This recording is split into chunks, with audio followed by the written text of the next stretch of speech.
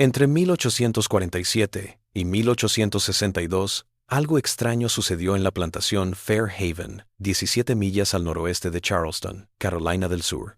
Mientras el ferrocarril subterráneo estaba en pleno funcionamiento en todo el sur, liberando a miles de esclavos y llevándolos a la libertad, los archivos muestran que ni una sola mujer, esclava de esta plantación, intentó escapar. Ni una. En el mismo tiempo, 12 esclavos de la propiedad fueron anunciados como fugitivos en periódicos y registros del condado. El Charleston Mercury llegó a anunciar recompensas en efectivo por su captura. Pero las mujeres, ellas, se quedaron, todas. Y lo que es más alarmante es lo que muestran los registros de subastas. Las mujeres vendidas en Fairhaven se vendieron por 2 o 3 veces más que las ventas comparables en cualquier otra parte de Carolina del Sur. Las facturas de venta las anunciaban en términos poco comunes. Ganado reproductor superior. Linaje probado. Fertilidad garantizada. En los archivos de la Sociedad Histórica de Charleston, por ejemplo, los papeles de la época revelan anotaciones cuidadosas al lado del nombre de cada mujer. Números, fechas, descripciones físicas detalladas que suenan más a inventarios de ganado que a registros de personas. Durante 15 años, este patrón continuó sin interrupción, hasta que un médico de Filadelfia descubrió lo que se encontraba debajo del granero de tabaco oriental de la plantación, un secreto que algunas de las familias más ricas de Charleston habían pagado bien para mantener enterrado. Ahora, averigüemos qué pasó realmente en esos fields fuera de Charleston. Lo que finalmente revelaría a Fairhaven no vino de esclavos fugitivos o de pesquisas abolicionistas, sino de algo mucho más ordinario, una disputa de propiedad por herencia. En 1862, la plantación Fairhaven abarcaba 800 acres de tierra de fondo. Sus tierras daban un algodón Sea Island, que se vendía a precios de oro en los mercados europeos. La casa había estado en manos de los Rutledge desde 1791, pasando de padres a hijos durante 3 generaciones. Para la década de 1840, estaba en manos de Thomas Rutledge III, un hombre que vivía de forma sencilla en comparación con la opulencia de los plantadores vecinos. I went to church in St. Graham, Phillips en Charleston, actuando en comités cívicos, y famoso por dirigir lo que los lugareños llamaban una operación bien organizada. La plantación tenía unos 60 esclavos, una cifra pequeña para una plantación de su tamaño. Pero lo que hacía diferente a Fairhaven era su gente. En el censo de 1850 se observa una proporción inusual: 38 mujeres y niñas por solo 22 hombres y niños. La mayoría de las plantaciones tenían más o menos el mismo número, a veces incluso favoreciendo a los hombres para el trabajo pesado de campo. Los números de Fairhaven lo invertían por completo. La casa en sí era una pequeña estructura de 2 pisos, que carecía de las columnas y porches expansivos de las casas vecinas. Pero había 2 graneros grandes de tabaco, una casa de desmotado de algodón, varios cobertizos y los cuartos de esclavos. El granero de tabaco oriental, edificado en 1843, era mucho mayor de lo que se requería para una finca que producía principalmente algodón. Los vecinos a veces hablaban de esta peculiaridad, pero Thomas Rutledge lo justificaba como una forma de prepararse para diversificar sus cultivos si bajaban los precios del algodón. La población esclavizada de Fairhaven llevaba una vida que, desde fuera, no se diferenciaba de la de otras plantaciones de las tierras bajas. Labraban la tierra en tiempos de siembra y cosecha, cuidaban los campos y realizaban labores domésticas. Pero algunas cosas, casi imperceptibles a menos que se estuviera muy atento, delataban a Fairhaven. En primer lugar, las mujeres de Fairhaven parecían más sanas que las de las fincas vecinas. Los forasteros a veces lo comentaban. Segundo, algunas mujeres parecían trabajar menos de lo esperado, quedándose cerca de los aposentos en vez de ir a campos lejanos. Tercero, y lo más extraño, Fairhaven vendía regularmente niños pequeños en subasta, generalmente de entre 2 y 4 años, pero conservaba su población de mujeres adultas. La mayoría de las haciendas dejaban juntas a las familias, al menos por una cuestión de estabilidad y para prevenir el disgusto. Thomas Rutledge alejaba de sus madres a los niños de manera rutinaria, burocrática. Alguien que se dio cuenta de estos patrones fue el Dr. Samuel Brennan, un médico de Filadelfia que se había mudado a Charleston en 1858. Brennan era de una familia cuáquera de alto perfil con inclinaciones abolicionistas. Si bien ocultó estas ideas, su práctica médica en Charleston atendía a ricos y pronto se abrió camino en los círculos sociales más altos. Esta altura le dio una perspectiva que de otro modo habría perdido. Brennan escuchó por primera vez acerca de la extraña reputación de Fairhaven a fines de 1859, cuando asistió a una venta de bienes raíces en Charleston, en la que se subastaban varias personas esclavizadas. Entre ellas, una joven de unos 20 años, vendida por la plantación Fairhaven. El subastador la vendió con palabras que hirieron a Brennan. No solo la habitual retórica deshumanizadora de estas ventas, sino una que parecía implicar una cría selectiva. 5 partos exitosos, declaró el subastador. Constitución superior. Entrenada en Fairhaven. La subasta llegó a $1.4, una cantidad increíble. En comparación, los trabajadores de campo de primera se vendían entre $800 y $1. Las esclavas apreciadas por el trabajo doméstico y por la capacidad de reproducción solían cotizarse más baratas. Pero esta mujer, vendida por su capacidad reproductiva, se vendió por casi el doble del precio normal. Brennan vio a un comprador de una plantación de sabana cerrar el trato. Tras la venta, preguntó en voz baja por la reputación de Fairhaven entre otros médicos que acudían a tales ventas.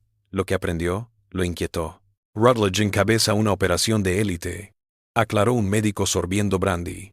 Mejora el ganado si sabes a lo que me refiero. Lleva registros.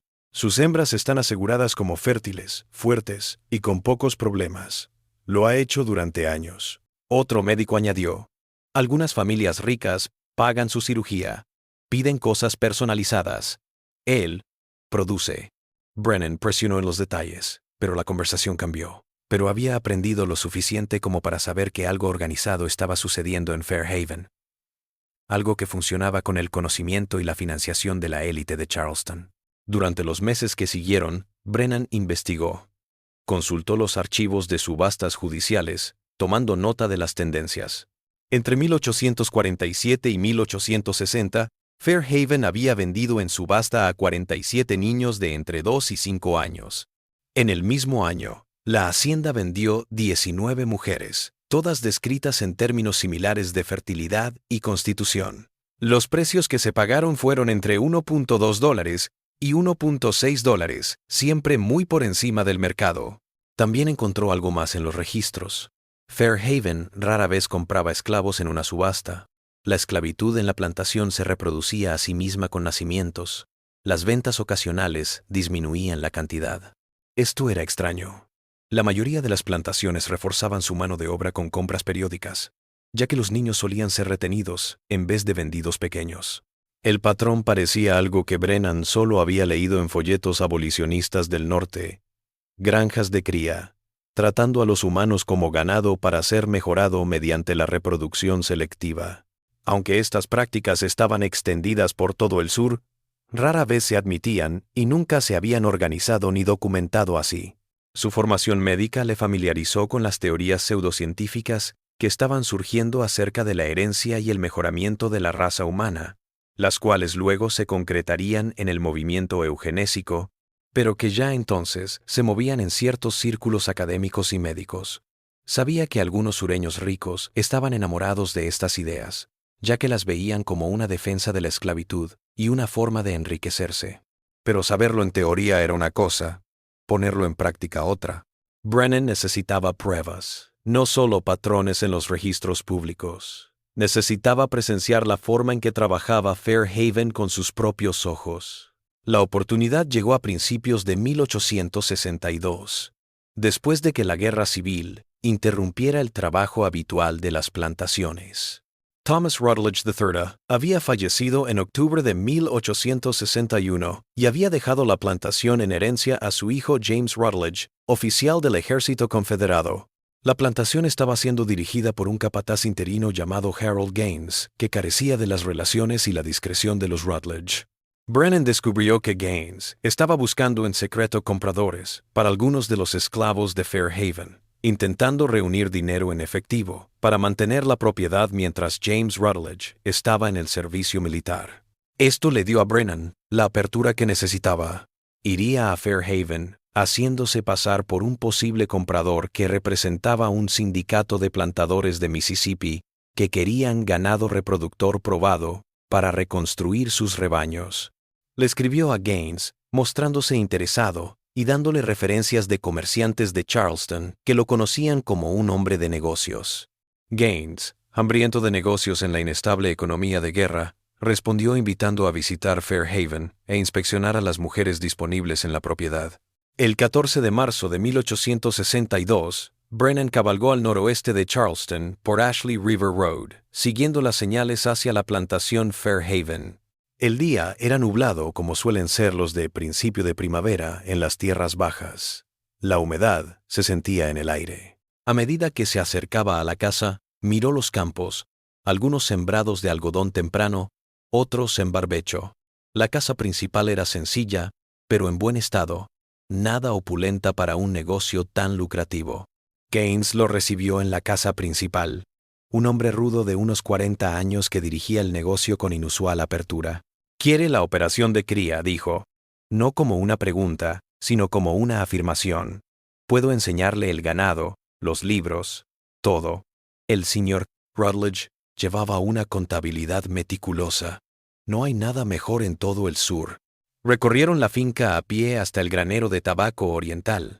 Brennan continuó interpretando al comprador intrigado, preguntando sobre productividad, salud, manejo y costos. Gaines respondía con facilidad, sin duda acostumbrado a este tipo de consultas de clientes acaudalados. «El señor inició el programa en 1847», aclaró Gaines mientras caminaban. «Estudió mejoras agrícolas, leyó sobre ganado, mejora de ovejas. Descubrió que los mismos principios podían usarse para crear mejores esclavos. Inició con 6 mujeres fuertes y en edad reproductiva. Llevó registros precisos de cada parto, rastreó qué parejas daban lugar a los mejores resultados».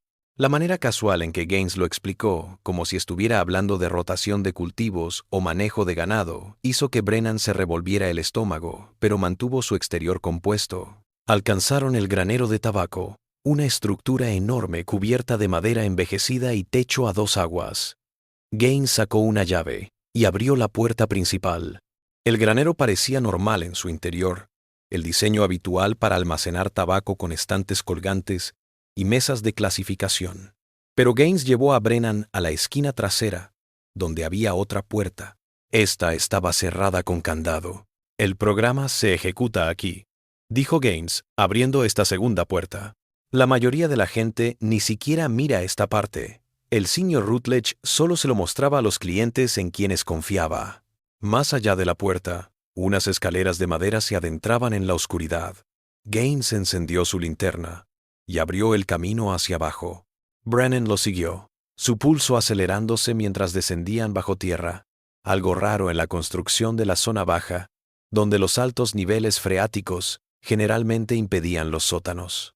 Al pie de las escaleras, otra puerta se abrió en un espacio subterráneo, que de repente dejó claro a Brennan por qué ninguna mujer había escapado nunca de Fairhaven. El sótano se extendía por debajo de toda la parte este del granero, unos 40 pies de largo por 20 de ancho. El lugar estaba dividido en celdas individuales de aproximadamente 6 pies cuadrados con paredes de madera y puertas enrejadas. 6 de las 8 celdas estaban ocupadas. En cada una mujer estaba sentada o acostada en un sencillo armazón de madera de cama, con un delgado colchón. El aire apestaba a humedad, a cuerpos, a encierro. La ventilación llegaba a través de una serie de pequeños tubos que se elevaban a través del suelo del granero. Pero lo que más sorprendió a Brennan no fue el lugar en sí. Las celdas y el encierro no eran nada raros en el sur anterior a la guerra. Lo que lo hacía diferente era la forma organizada, casi clínica, de la operación. A lo largo de una pared, una mesa grande soportaba montañas de libros de contabilidad encuadernados en cuero. En la mesa, una lista con el nombre, la edad y unos números y fechas de cada mujer. Instrumentos médicos en un estante lateral. Herramientas de revisión. Básculas. Medidores. Gaines hizo un gesto hacia las celdas llenas. «Estas son las actuales rotaciones», explicó con naturalidad. El señor Rutledge tenía siempre de 6 a 8 en el programa. «Son traídas cuando se confirma la gestación, permanecen hasta el parto y son devueltas tras la recuperación. Esto las tiene sanas, alimentadas, a salvo del trabajo de campo que las podría matar. Brennan se esforzó por mantener la calma. ¿Cuánto tiempo se quedan? Depende. La mayoría de los partos se espacian entre 7 y 9 meses por el tiempo de recuperación. El señor Rutledge monitorizaba todo: lo que comía, lo que ejercitaba, cuándo. Creó todo un sistema bien científico. Gaines habló con evidente orgullo de los métodos de su patrón. Una de las reclusas en las celdas miró a Brennan con sus ojos vacíos. Aparentaba estar al final de su embarazo. Otra, más joven, estaba sentada en su cama con las rodillas al pecho. Ninguna dijo nada. El silencio era denso, insoportable. Gaines se acercó a la mesa y abrió uno de los libros de contabilidad. Esto es por lo que pagan los clientes. Papeles. Mire aquí. Señaló una página cubierta de letra cuidada. Ficha completa para cada mujer. Nombre, edad, tallas, fechas de nacimiento de los hijos, padres registrados, cualquier problema de salud, horarios de comida, todo. Rutledge pensaba que la documentación era la solución. Rastrear resultados, identificar patrones ganadores, replicarlos. Brennan se forzó a sí mismo a mirar el libro. La página mostraba a una mujer de 26 años llamada Sarah. Debajo de su nombre aparecían listados 8 hijos, cada uno con fecha de nacimiento, nombre del padre y descripción física. Buena constitución, decía una ficha. Pocas complicaciones, apta para rotación continua. Los nombres de los niños a menudo iban acompañados de anotaciones entre paréntesis: vendido a Harrowest, Savannah 1857, o guardado para futuro ganado reproductor. El lenguaje clínico, el archivo metódico, la catalogación casual de vidas humanas como si fueran mercancía. Era peor de lo que Brennan había imaginado. Esto no era la crueldad ordinaria de la esclavitud, sino algo más calculado, más sistemático. Alguien había aplicado la razón, la planificación y la documentación a la reproducción humana. El señor Rutledge mantenía registros desde el principio, continuó Gaines, sacando un libro anterior. Inició con 6 mujeres en 1847. Algunas salieron mejor que otras. Él mejoró el proceso de selección. Aprendió qué rasgos daban lugar a la mejor descendencia. A mediados de la década de 1850, ya tenía el sistema afinado. Brennan se aclaró la garganta, tratando de mantener la voz firme. ¿Y los padres? Gaines asintió. También elegidos con cuidado. El señor Rutledge también llevaba registros detallados de los hombres, aunque no estaban confinados. Rastreaba qué combinaciones daban los mejores resultados. Niños sanos, fuertes, de buenas características físicas.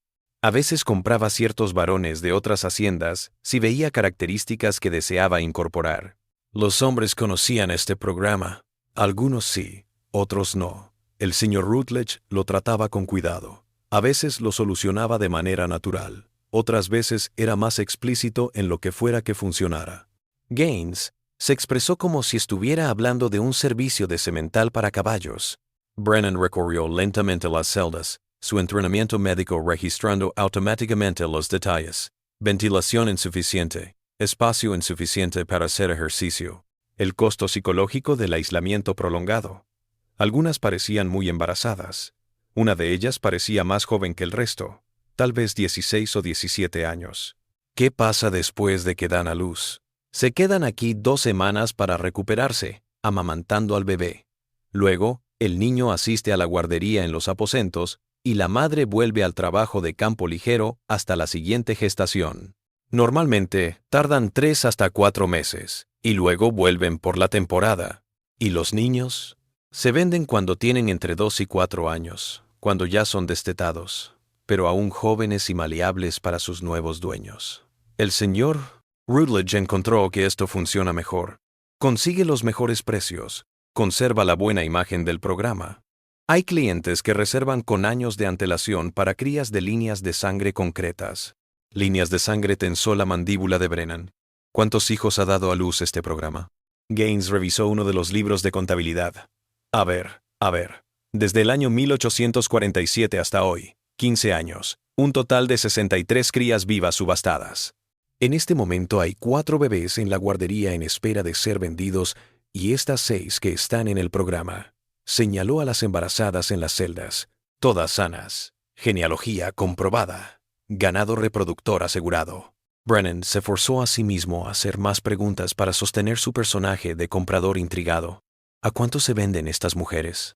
El más alto que vendimos fue de $1.6 a una plantación de Georgia en 1859. Esa era Ruth. De hecho, todavía está aquí. Gaines hizo un gesto hacia una de las celdas. 8 partos exitosos. Nunca un problema. Pero el señor Rutledge prefería retener aquí a las mejores reproductoras en vez de venderlas. Mejor Roy para continuar produciendo que vender una sola vez. ¿Y esta cirugía solo se hace en Fairhaven? Gaines se encogió de hombros. El señor Rutledge la inventó por su cuenta, pero no fue el único. Sé de al menos 3 otras propiedades en Carolina del Sur que operan programas similares, y más en Georgia y Mississippi. Existe toda una cadena de compradores que buscan ganado científico. El señor Rutledge era simplemente el más metódico. El descubrimiento de que no se trataba de un incidente aislado, sino de una red, sacudió a Brennan. Esto no era obra de un solo individuo, sino de todo un sistema organizado. ¿Quiénes eran sus principales inversores? Gaines vaciló por primera vez. Eso es secreto. El señor Rutledge trataba con algunas de las mejores familias que preferían la discreción. Ellos daban el dinero. Él daba los frutos. Un acuerdo comercial estándar. Brennan no presionó más. No quería alertar a nadie. Suficiente. Más que suficiente. Ahora, ¿qué iba a hacer con esa información? Otros 30 minutos en la celda subterránea, con Gaines explicándole a Brennan los horarios de comida, ejercicio y protocolos médicos que Thomas Rutledge había establecido. Todo estaba escrito, codificado, pulido, a lo largo de años. Rutledge se había correspondido incluso con científicos agrícolas del South Carolina College en busca de consejos sobre la teoría de la cría sin revelar la aplicación. Cuando por fin volvieron a subir las escaleras al granero de tabaco, la luz de la tarde parecía cegadora. Los ojos de Brennan tardaron en ajustarse. Gaines cerró ambas puertas tras de ellos, ocultando la evidencia de lo que había debajo. Mientras caminaban de regreso a la casa principal, Brennan preguntó por mujeres en venta, manteniendo su cobertura mientras su mente giraba sobre cómo revelar lo que había descubierto. Gaines dio precios, se ofreció a hacer inspecciones completas y prometió la documentación por cualquier compra. «Tendré que hablar con mis socios», dijo Brennan. «Esta es una gran inversión. Les escribiré en el mes». Gaines asintió, aparentemente satisfecho con esa respuesta. Se estrecharon la mano en la casa principal y Brennan montó a caballo de regreso a Charleston. Mientras Fairhaven se alejaba, intentó comprender lo que había visto. La exactitud clínica era lo que más lo inquietaba. Esto no era una simple explotación oportunista. Esto era premeditado, sistemático, mantenido durante 15 años con registros meticulosos y mejora continua. Thomas Rutledge había tratado la cría humana como otros trataban la cría de ganado, aplicando la ciencia para obtener los mejores resultados. Y había funcionado. Las cuentas bancarias rebosantes, la marca cotizada, la cartera de inversores y compradores en lista de espera. Por las medidas del éxito de negocios, el programa de Rutledge funcionó como se había planeado. Aquella noche, en su casa de Charleston, Brennan empezó a registrar todo lo que había visto. Dibujó un mapa de la celda subterránea. Escribió los nombres que había reconocido en los libros mayores. Grabó las declaraciones de Gaines y transcribió tantos detalles como pudo mientras el recuerdo estaba fresco. Pero el papeleo por sí solo no lo detendría. La esclavitud era legal. Los programas de cría, aunque no hablaban de ello en sociedad educada, no eran ilegales. Algunas revistas agrarias hasta llegaron a publicar artículos sobre métodos sistematizados para la cría de esclavos, una innovación en la administración de fincas. Lo que Brennan había visto era atroz, inhumano, inmoral, pero no ilegal en el sur. Podría informar a amigos abolicionistas en el norte, pero en marzo de 1862, con la guerra civil en pleno apogeo, tales acusaciones cayeron en oídos sordos. El ejército de la Unión tenía en mente objetivos militares, no incursiones en plantaciones individuales.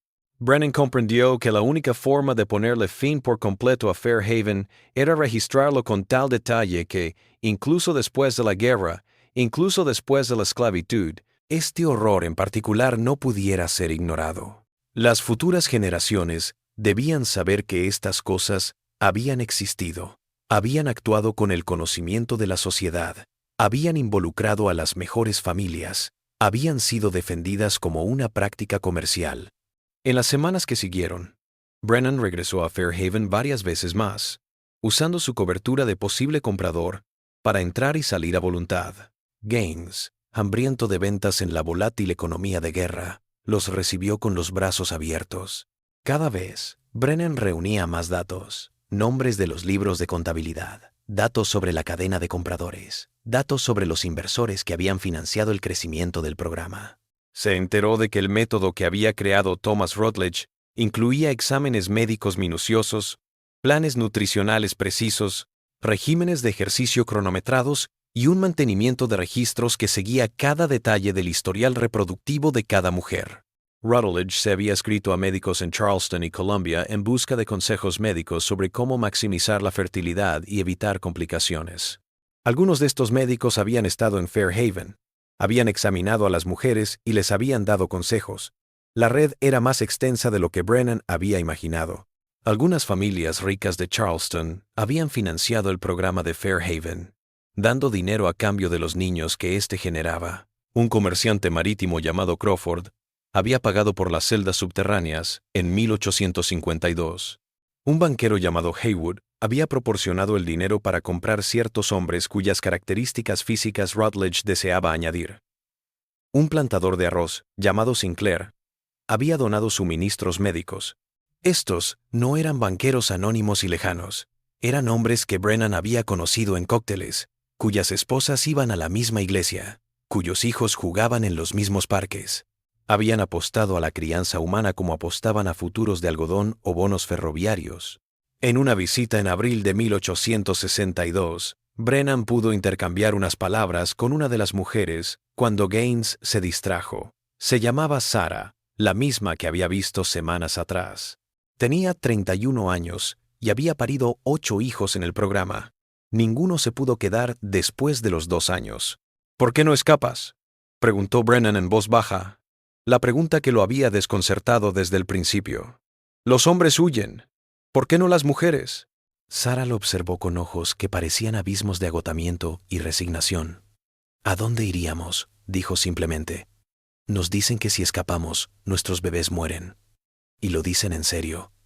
Musitar Tara, Nosara portara. Lo han hecho. El primer año del programa, una mujer llamada Rebecca se escapó. Cuando la trajeron de vuelta, su bebé había desaparecido. El señor Rutledge nos reunió a todas. Nos dejó bien claro: si escapas, tu hijo muere. Todas las mujeres que están aquí tienen hijos en alguna parte, vendidos a plantaciones por todo el sur. No sabemos dónde están la mayoría. Pero nos dicen que si hacemos líos, si escapamos, se corre la voz a esas fincas y nuestros hijos pagan. Así que no escapamos. Nos quedamos. Sobrevivimos. Esperamos que algún día podamos volver a ver a nuestros hijos. El control mental era absoluto. Las celdas subterráneas eran solo una parte de la prisión. El verdadero encarcelamiento era el uso rutinario de los niños como rehenes, como moneda de cambio, como garantía contra la rebelión. Las mujeres permanecieron no porque no pensaran en huir, sino porque huir implicaba abandonar o poner en riesgo a sus hijos. Antes de que Brennan pudiera responder, Gaines regresó y el momento terminó. Pero las palabras de Sarah resonaron en él. Nos quedamos, sobrevivimos, esperamos. Para fines de la primavera de 1862, Brennan había compilado una gran cantidad de material sobre la operación de Fairhaven. Tenía organigramas, extractos de libros de contabilidad, nombres de inversores y compradores, información sobre la red de negocios similar y el testimonio de primera mano de Sarah. También había reconocido a algunos de los médicos de Charleston que habían atendido a Rutledge a lo largo de los años. La cuestión era qué hacer con ella. La guerra se intensificó. Las forces de l'Unión avaient pris Port Royal en noviembre 1861 et établi une base sur la côte de la Caroline du Sud. Charleston seguramente sería atacada militarmente a medida que avanzara la guerra. Brennan sabía que el caos pronto envolvería la zona baja, destruyendo o dispersando la evidencia. Decidió reunir todo en un informe completo, sellarlo con juramentos notariados de varios testigos que había reclutado, y dejar copias con contactos de confianza en Charleston y Filadelfia. Cuando la guerra terminara, ¿cómo terminara? Esta documentación estaría ahí. Los autores podrían ser identificados. Los inversores podrían ser llamados. La operación podría revelarse no como un chisme o una acusación, sino como un hecho registrado. Todo el verano de 1862, Brennan continuó elaborando esta documentación mientras ejercía su práctica médica y su coartada de comprador interesado. Realizó su última visita a Fairhaven en agosto, informando a Gaines que había abandonado las compras por la incertidumbre de la época de guerra. Gaines parecía decepcionado pero comprensivo. Muchos tratos de negocios estaban cayendo a medida que la guerra se acercaba más a una incertidumbre. En esta última visita, Brennan le pasó un papel doblado con una dirección en Filadelfia, la dirección de su casa familiar, el nombre de su hermana. «Si sobrevives a esto», le susurró, «si alguna vez llegas al norte, busca esta dirección. Diles que Samuel Brennan te envió. Te ayudarán». Sarah tomó el papel, lo leyó rápidamente y lo guardó en alguna parte de su ropa.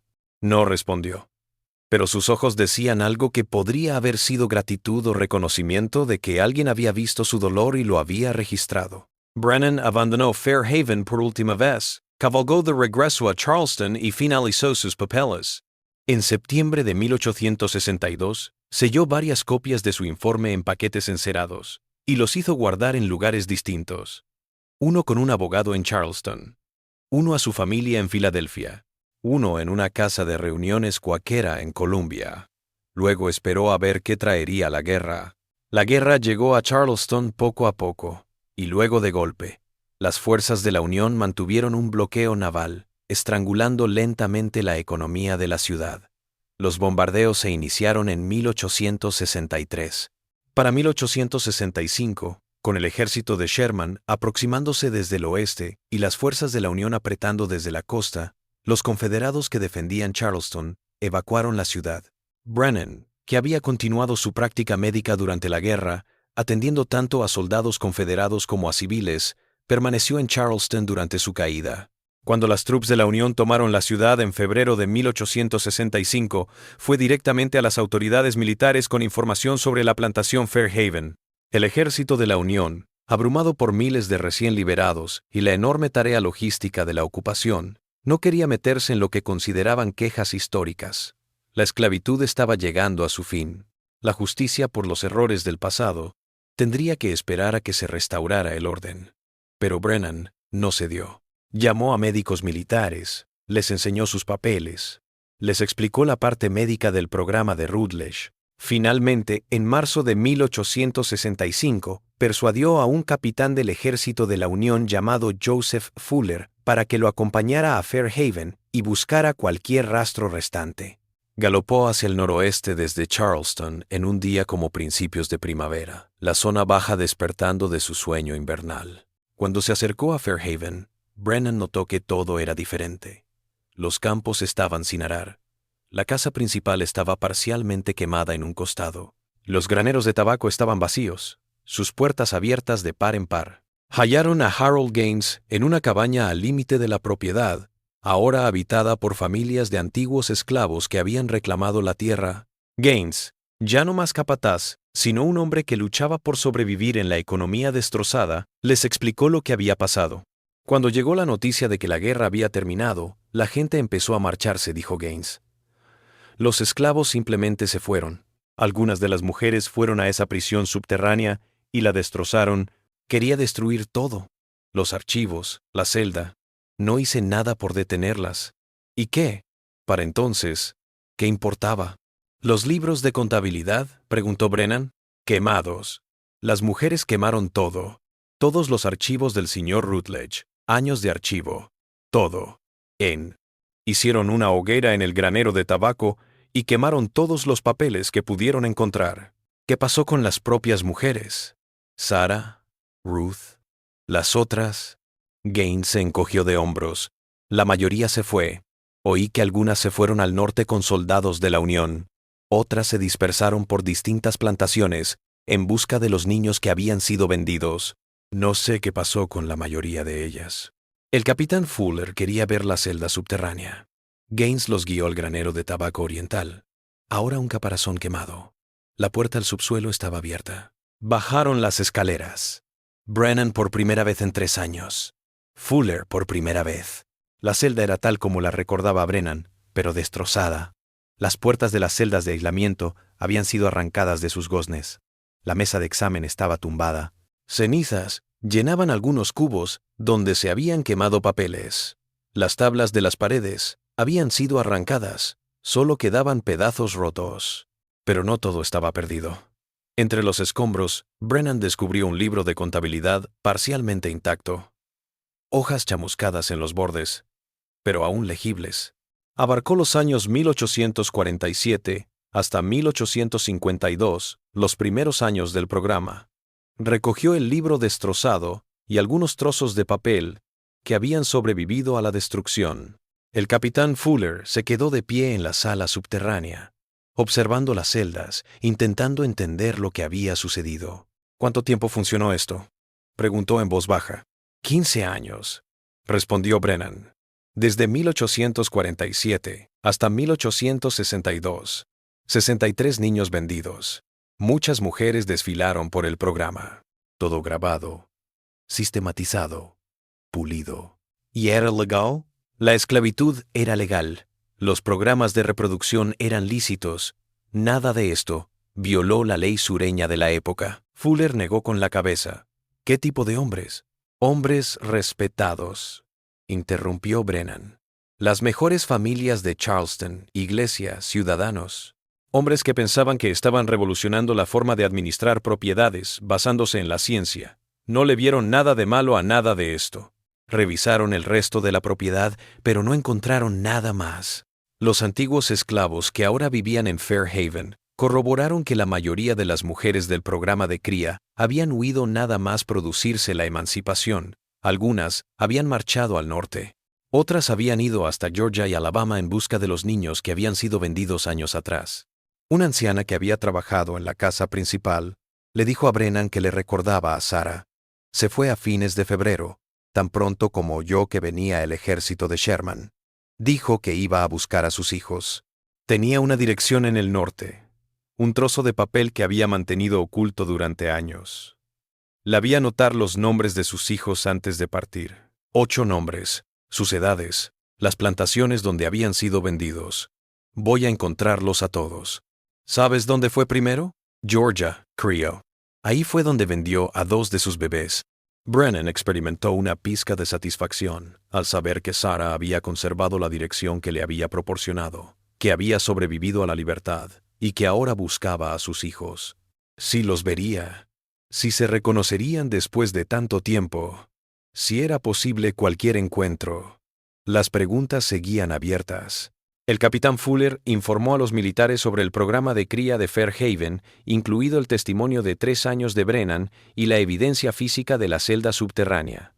El informe se sumó a la creciente documentación sobre los horrores particulares de la esclavitud, el gran proyecto de archivo que las autoridades de la Unión iniciaron para registrar el sistema que habían contribuido a destruir. Pero no hubo enjuiciamiento.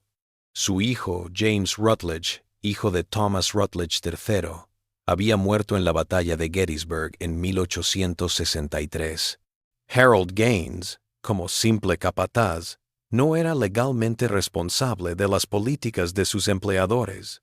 Los inversores que habían respaldado el programa Crawford, Haywood, Sinclair y otros eran ricos ciudadanos de Charleston, que se abrían camino a través de la reconstrucción, y las autoridades militares decidieron que ir tras ellos desestabilizaría una situación ya volátil. Brennan exigió algún tipo de rendición de cuentas, pero los líderes de la Unión estaban más interesados en la reconstrucción política que en perseguir delitos individuales que habían sido legales bajo la ley sureña. La esclavitud fue el crimen, le dijo un coronel. No fue suficiente, pensó Brennan. No era suficiente, pero era toda la justicia que iba a conseguir. Pasó el resto de 1865 y principios de 1866 en Charleston, ayudando con la atención médica para los recién liberados y continuando tomando notas sobre Fairhaven y empresas similares. Entrevistó a decenas de antiguos esclavos, recogió sus testimonios, grabó sus historias. Se enteró de al menos 4 más programas de cría solo en Carolina del Sur y muchos más en Georgia y Alabama. La red era amplia, y Fairhaven era solo un punto en un sistema mucho mayor. En marzo de 1866, Brennan recibió una carta a su dirección de Charleston. Había sido devuelta desde Filadelfia remitida por su hermana, la cual decía que una mujer se había presentado en su domicilio meses atrás portando su dirección. La mujer era Sarah. La carta continuaba con las palabras de Sarah. Había aprendido a leer y escribir con la hermana de Brennan. Su historia del año pasado. Había ido a 3 plantaciones diferentes en Georgia, encontrando a 2 de sus hijos. Uno tenía ahora 12, el otro 14. Nadie la recordaba. Al menor le habían dicho que su madre había fallecido. El mayor apenas recordaba nada antes de ser vendido. Sarah había estado viniendo semanas y tratando de reconstruir algo, pero no iba a interrumpir las vidas que habían hecho. Los dejó en sus haciendas, ahora como trabajadores asalariados en vez de esclavos, con la promesa de regresar.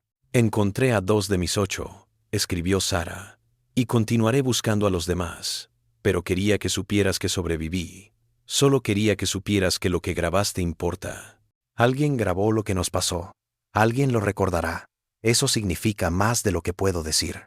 La misiva finalizaba con la intención de Sarah de seguir buscando, recorriendo plantación tras plantación, cualquier rastro de los niños vendidos de Fairhaven entre 1847 y 1862. Brennan nunca volvió a ver a Sarah. Nunca supo si encontró al resto de sus hijos o qué le sucedió. Pero su carta dejó claro una cosa: los papeles importaban. Registrar la verdad era importante. Incluso cuando la justicia era imposible, el testimonio importaba. A fines de 1866, Brennan preparó su informe final sobre la plantación Fairhaven, agregando el testimonio adicional que había recopilado y la evidencia física sobreviviente. Hizo copias y las colocó en archivos en Filadelfia, Boston y Charleston, donde servirían como registro histórico de lo que había sucedido. El informe cubría todo: nombres de inversores, descripción del programa de cría, diagramas de la celda subterránea, testimonios de Sarah y otras mujeres, registros financieros que mostraban ganancias, correspondencia entre Thomas Rutledge y varios médicos, documentación de cómo el sistema funcionó durante 15 años, con pleno conocimiento de la élite de Charleston. Llamó al informe simplemente Documentación de prácticas sistemáticas de reproducción humana en la plantación Fairhaven, distrito de Charleston, Carolina del Sur, 1847 hasta 1862. En su veredicto, Brennan escribió: lo que sucedió en Fairhaven no fue la acción aislada de un individuo desquiciado, sino la extensión natural de un sistema que trataba a los seres humanos como ganado. Thomas Rutledge no inventó la crianza humana. Simplemente la codificó, la escribió y la pulió según principios que él consideraba científicos. Su negocio prosperó porque la esclavitud la hizo lícita, los hombres ricos la financiaron y la sociedad se hizo ciega ante ella. Las prisioneras en la celda subterránea de Fairhaven no fueron víctimas de un solo hombre, sino de una sociedad fallida. Su sufrimiento no fue inusual en la esclavitud. Fue un ejemplo de las inferencias lógicas que ese marco posibilitaba. Hay que recordarlo no porque fuera excepcionalmente horrible, sino porque era horriblemente ordinario. Fairhaven era un caso bien documentado de una práctica que se llevó a cabo en miles de plantaciones en todo el sur. No podemos juzgar a los muertos ni cambiar el pasado, pero podemos garantizar que lo que ocurrió se recuerde y se entienda. Podemos reclamar que la ficción complaciente de la esclavitud benigna se enfrente a la realidad histórica de lugares como Fairhaven, y podemos respetarlas a las sobrevivientes negándonos a olvidar o minimizar su sufrimiento. Se quedaron cuando querían correr, resistieron porque no tenían otra opción, y ahora libres, buscan a los hijos que nunca les dejaron tener. Ese es el legado de lugares como Fairhaven, no solo el daño que causó, sino las vidas que todavía están bajo su sombra. Brennan entregó su informe final en enero de 1867 y regresó a Filadelfia para retomar la práctica de la medicina. Siguió escribiendo a antiguos esclavos de Fairhaven, localizando a familiares y proporcionando atención médica cuando era necesario. Pero nunca volvió a Charleston ni a la plantación. Fairhaven quedó abandonada a finales de la década de 1860. Algunas familias trataron de cultivarlo en la reconstrucción, pero no duraron. Para la década de 1870, la propiedad se había subdividido y vendido a varios dueños. La casa principal fue derribada en 1874. Los graneros de tabaco se derrumbaron lentamente a lo largo de las décadas siguientes. La celda subterránea debajo del granero de tabaco oriental se rellenó en la década de 1880, cuando un nuevo propietario intentó edificar en el lugar.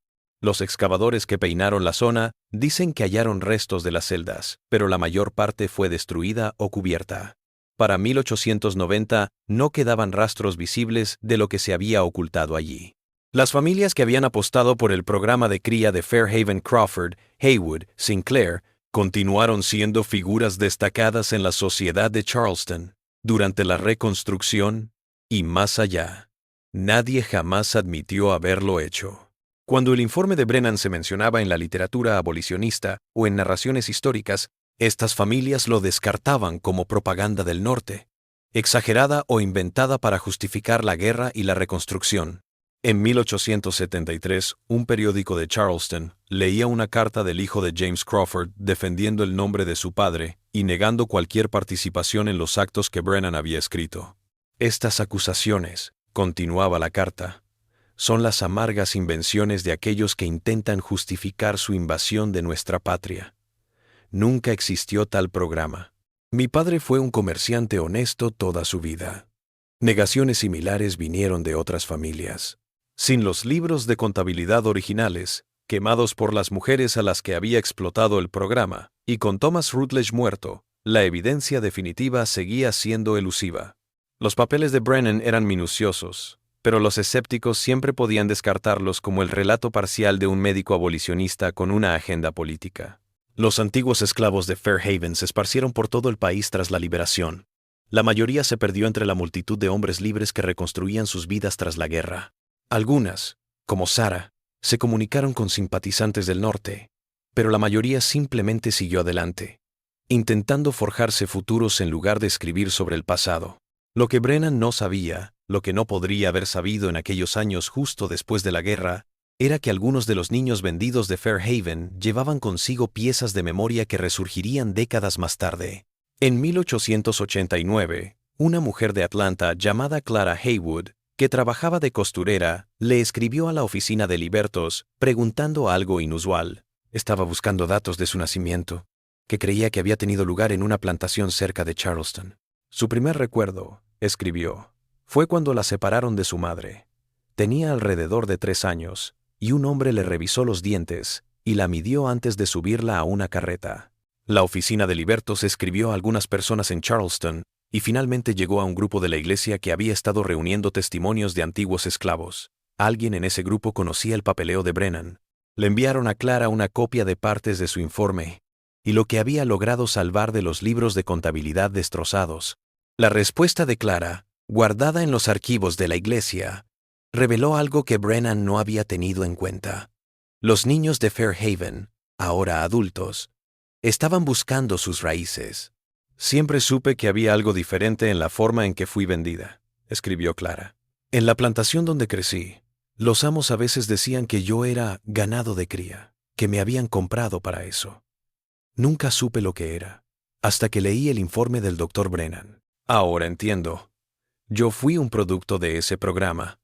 Mi madre se llamaba Ruth, según los papeles que mandaron. Me parió en 1856. Nunca la conocí, y ahora me entero de que fue encarcelada bajo tierra, que me alejaron de ella a propósito en una operación comercial. La misiva de Clara continuó con una petición que consumiría los últimos años de la vida de Brennan.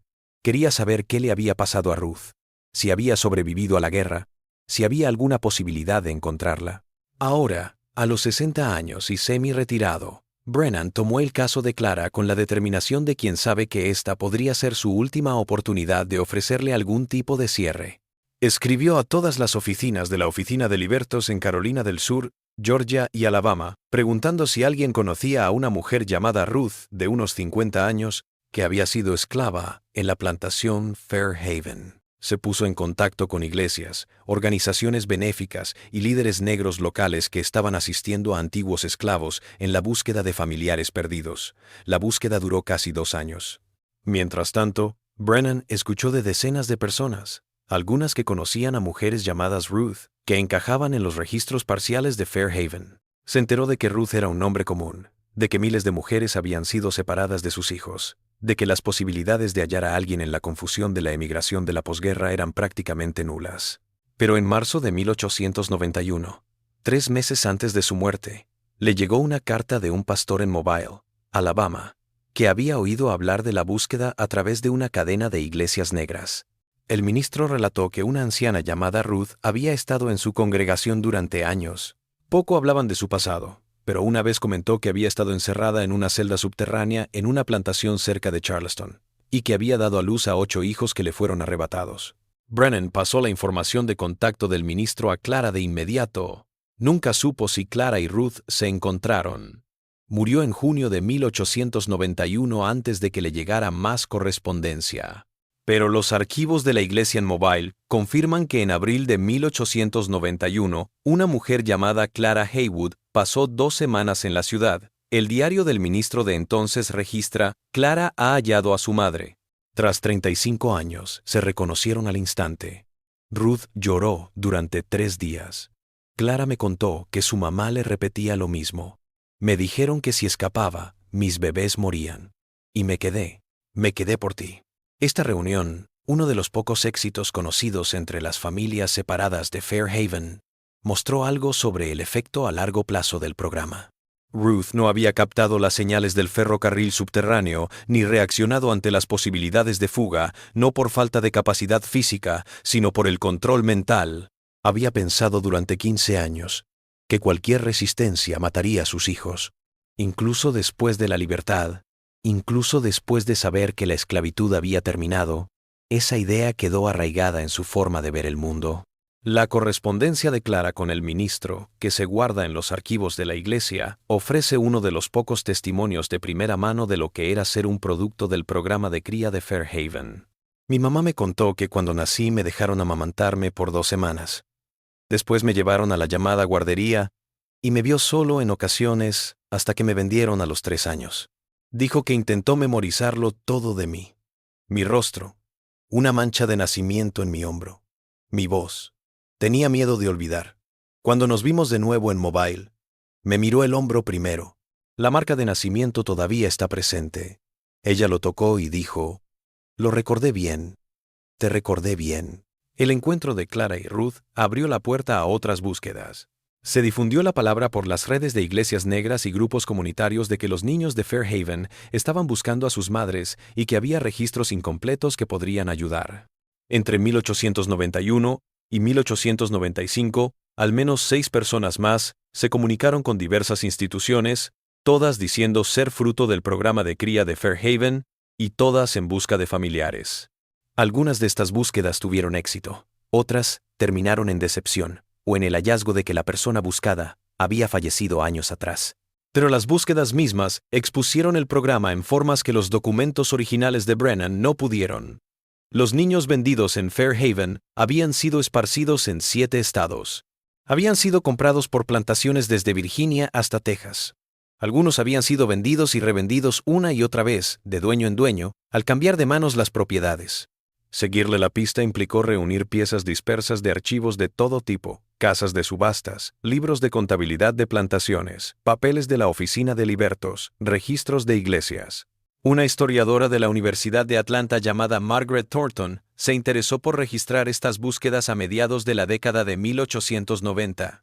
Había leído el informe de Brennan y captó que Fairhaven era una pieza, un caso de estudio bien documentado de crianza selectiva, que podría revelar patrones más amplios.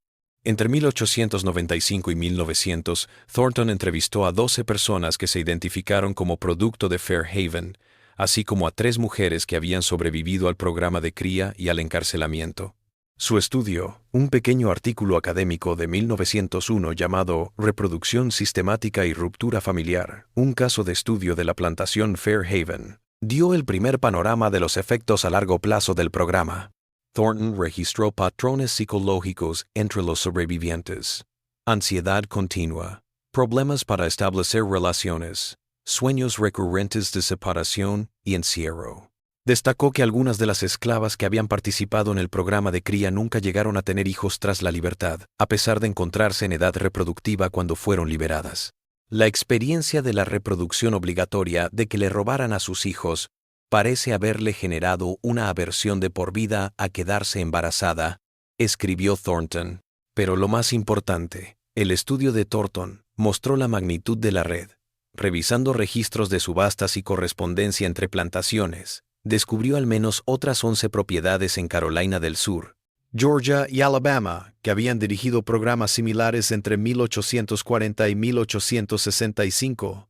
Fairhaven no había sido el único. Había formado parte de un sistema sincronizado, con cultivadores intercambiando información sobre métodos, comparando resultados e incluso vendiendo esclavos específicamente para la cría.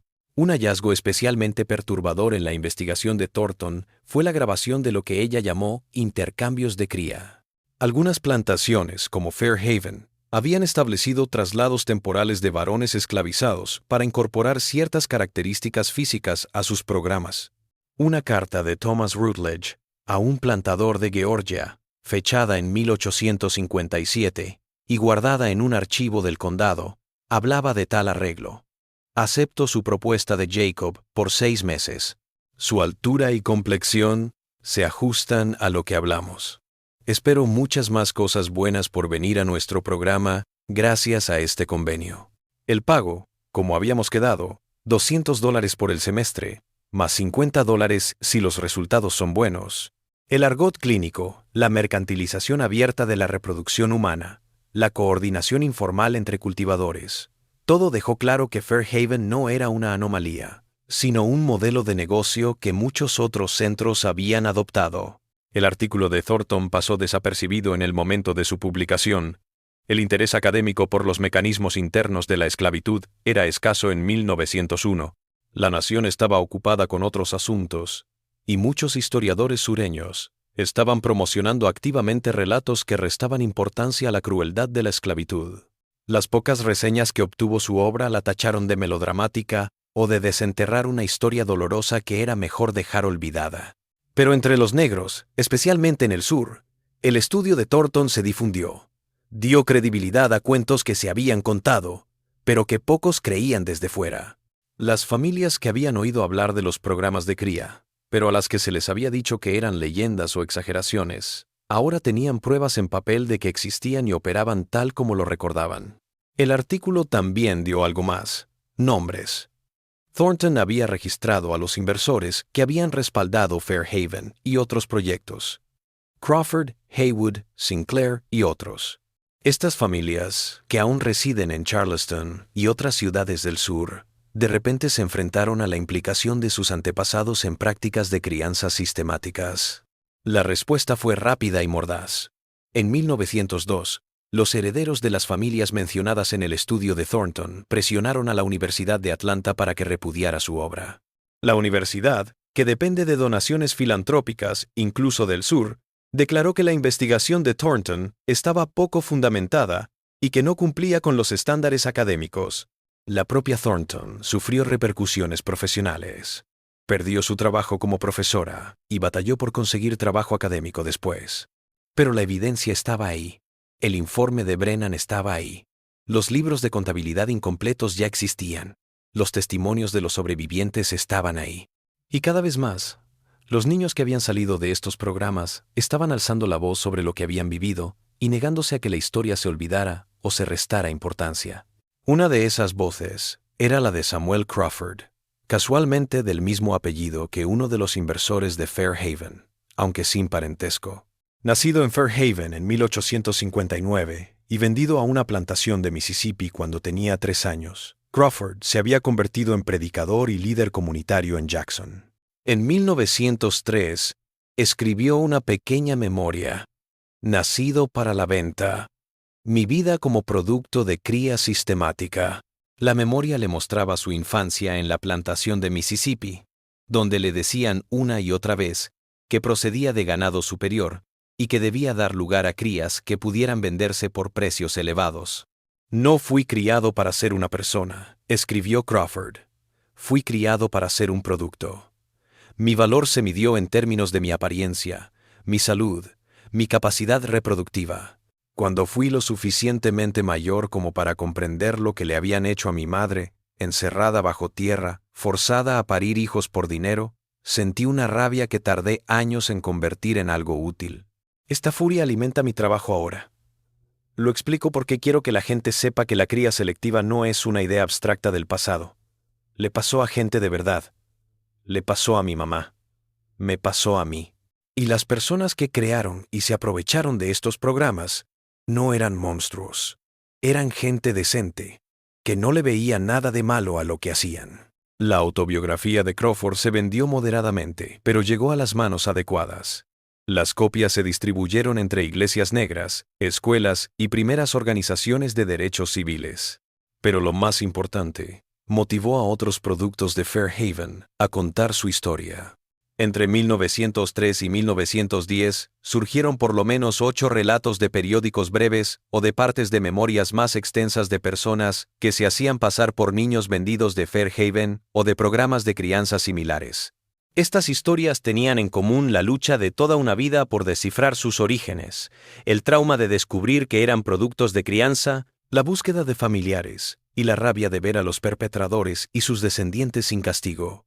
Algunos autores señalaron la ironía de que las familias beneficiadas por los programas de cría seguían siendo ricas y respetadas, mientras que las víctimas y sus descendientes continuaban soportando el trauma. Para 1910 había suficiente evidencia para que el programa de cría de Fairhaven ya no pudiera ser descartado como propaganda abolicionista o exageración histórica. Varias fuentes independientes verificaron los mismos hechos fundamentales. Una celda subterránea, cría regular durante 15 años, registros meticulosos, participación de familias prominentes de Charleston, venta de 63 niños y una red similar en todo el sur.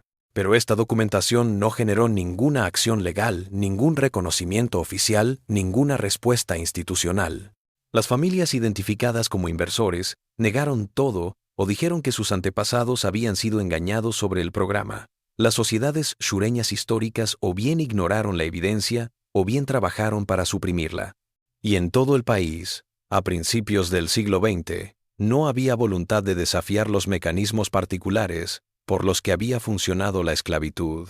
Lo que sí existía en 1910 era un creciente archivo de testimonios de sobrevivientes como Ruth y Sarah, de egresados del programa como Clara y Samuel Crawford, de investigadores como Brennan y Thornton. Este archivo registró no solo lo que sucedió en Fairhaven, sino por qué sucedió, cómo sucedió, quién se benefició y cuáles fueron las consecuencias a largo plazo para las personas que lo sufrieron. El archivo también registró algo más: resistencia. Las mujeres que quemaron los archivos de Fairhaven en 1865 no solo deseaban destruir la evidencia, anhelaban recuperar el control de sus narrativas quemando los libros de contabilidad que habían catalogado sus cuerpos, sus embarazos, sus hijos como ganado. Estaban diciendo que sus vidas no eran puntos de datos en el sistema de otra persona. Y sin embargo, paradójicamente, la supervivencia de pequeños trozos de archivos permitió las reuniones posteriores, las búsquedas que juntaron a algunas familias, la documentación que certificó las historias y las hizo innegables. El conflicto entre el deseo de destruir toda la evidencia y la necesidad de guardar evidencia para rendir cuentas no se resolvió. Esta tensión se manifiesta en la última carta de Ruth a Clara, escrita en 1897, 6 años después de su encuentro. Ruth se encontraba en Mobile, cada vez más débil, consciente de que no le quedaba mucho tiempo de vida. «Me alegro de que el Dr. Brennan registraría lo que pasó», escribió. «Me alegro de que esos trozos de grabación sobrevivieran. Sin ellos, no me hubieras encontrado. Pero también comprendo por qué incendiamos todo a nuestro alcance. Íbamos a hacer que esos hombres perdieran sus datos, destruir sus planes metódicos. Íbamos a robarles algo, tal como nos robaron a nosotros. Todavía siento ambas.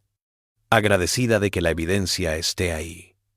feliz de que rompimos lo que pudimos. Ambas cosas pueden ser ciertas. Ruth falleció en 1899, a los 70 años aproximadamente. Había estado 15 años prisionera en el programa de cría de Fairhaven, 22 años buscándolos y 8 años con Clara antes de que falleciera. Clara lo hizo enterrar en Mobile con una lápida que decía, Ruth, madre de 8, se quedó porque no tenía elección. Las mujeres que sufrieron el programa de cría de Fairhaven no dejaron diarios propios, solo los conocemos por papeles de sus opresores, libros de cuentas, registros de ventas, el informe de Brennan. Sus propias voces, sus propias narrativas, su propia interpretación de lo que les sucedió, nunca fueron grabadas y nunca podrán ser recuperadas. Lo que sabemos por los registros que se conservan es que la plantación Fairhaven llevó a cabo un programa de cría humana desde 1847 hasta 1862, financiado por familias ricas de Charleston, que produjo al menos 63 niños que fueron vendidos en subasta, y que las mujeres en el programa no escaparon porque se les dijo que matarían a sus hijos si lo hacían.